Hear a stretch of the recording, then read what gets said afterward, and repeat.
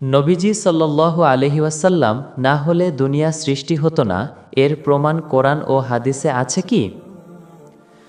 মানুষের মাঝে একটি বহুল প্রচলিত কথা শোনা যায়, নবীজি সাল্লাল্লাহু আলাইহি ওয়াসাল্লামকে সৃষ্টি না করলে দুনিয়া সৃষ্টি হতো না। এটি অনেক সময় আবেগের কারণে বলা হলেও প্রশ্ন হলো, এটি কি কোরআন বা সহিহ হাদিস দ্বারা প্রমাণিত? আসুন ধাপে ধাপে বিষয়টি বুঝে নেই। কোরআনের বক্তব্য। আল্লাহ তাআলা বলেন, আমি জিন ও মানুষকে সৃষ্টি করেছি শুধু আমার ইবাদতের জন্য। সূরা আয-যারিয়াত আয়াত ৫১। অর্থাৎ দুনিয়া সৃষ্টির মূল উদ্দেশ্য হচ্ছে আল্লাহর ইবাদত করা। এখানে কোথাও উল্লেখ নেই যে দুনিয়া সৃষ্টি হয়েছে শুধুমাত্র নবীজি সাল্লাল্লাহু আলাইহি ওয়াসাল্লামের জন্য। আল্লাহ আরও বলেন, আর আমি আপনাকে হে মুহাম্মদ সাল্লাল্লাহু আলাইহি ওয়াসাল্লাম সমগ্র জাহানের জন্য রহমত স্বরূপ প্রেরণ করেছি। সূরা আল আম্বিয়া আয়াত ১০৭। এখানে স্পষ্ট হলো রাসূলুল্লাহ সাল্লাল্লাহু আলাইহি ওয়াসাল্লামের মর্যাদা এতই মহান যে তিনি সমগ্র সৃষ্টির জন্য রহমত। তবে কোরআনে এমন কোনো বাণী নেই যে তার জন্যই আসমান জমিন সৃষ্টি করা হয়েছে। হাদিসের অবস্থা। কিছু বইতে একটি হাদিসের মতো বাক্য পাওয়া যায়, লাউলা কালামা খলাকতুল আফলাক, হে মুহাম্মদ, যদি তোমাকে না সৃষ্টি করতাম তবে আমি আসমান জমিন সৃষ্টি করতাম না। কিন্তু মুহাদ্দিসগণ একমত যে এই কথাটি জাল হাদিস। ইমাম সাবুনি, ইবনে তাইমিয়া, আল শাওকানি প্রমুখ স্পষ্ট করে বলেছেন, এই বর্ণনা মিথ্যা ও প্রমাণহীন। সহিহ হাদিস গ্রন্থে এর কোনো অস্তিত্ব নেই। আসল সত্য, রাসূলুল্লাহ সাল্লাল্লাহু আলাইহি ওয়াসাল্লাম নিঃসন্দেহে আল্লাহর সবচেয়ে প্রিয় বান্দা। তার মর্যাদা এত উচ্চ যে আল্লাহ তাকে রহমাতুল্লিল আলামিন বলেছেন।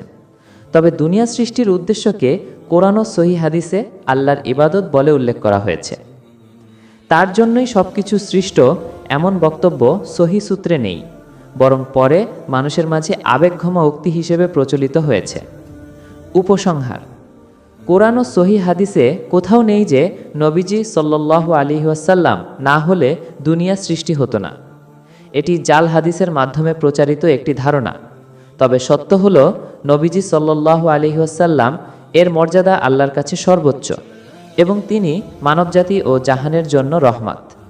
তাই আমাদের উচিত সহিহ কোরআন ও হাদিসের দলিলকে আঁকড়ে ধরা এবং মিথ্যা বর্ণনা থেকে বিরত থাকা। এখন আমি আপনাকে দেখাচ্ছি কোন কোন বিখ্যাত মুহাদ্দিস ও আলেমরা এই কথিত হাদিস লাউলাকা লামা খলাকতুল আফলাক, হে মুহাম্মদ সাল্লাল্লাহু আলাইহি ওয়াসাল্লাম, যদি তোমাকে না সৃষ্টি করতাম তবে আসমান জমিন সৃষ্টি করতাম না, কে জাল অর্থাৎ মিথ্যা বলেছেন। মুহাদ্দিস ও আলেমদের মতামত। ১. ইমাম আস-সাখাউই রাহিমাহুল্লাহ, তার বিখ্যাত গ্রন্থ আল মাকাসিদুল হাসানাতে তিনি স্পষ্ট বলেছেন যে এ হাদিস কোনো আসল অর্থাৎ মূল নেই। ২. ইমাম আল আজলুনি রাহিমাহুল্লাহ, তিনি কাশফুল খাফাতে উল্লেখ করেছেন যে এ কথিত হাদিস কোনো সহিহ বা হাসান সনদে পাওয়া যায় না। ৩. ইমাম ইবনে তাইমিয়া রাহিমাহুল্লাহ, তিনি স্পষ্ট বলেছেন যে এটি নবীজির নামে মিথ্যা রচনা করা হয়েছে। ৪.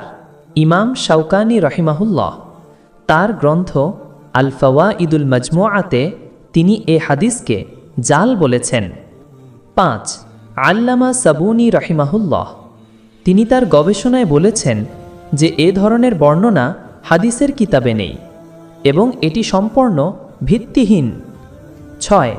ইবনে জাওজি রাহিমাহুল্লাহ, তিনি তার আল মাউদুআত অর্থাৎ জাল হাদিসের গ্রন্থে এ ধরনের বর্ণনাকে মিথ্যা বলেছেন।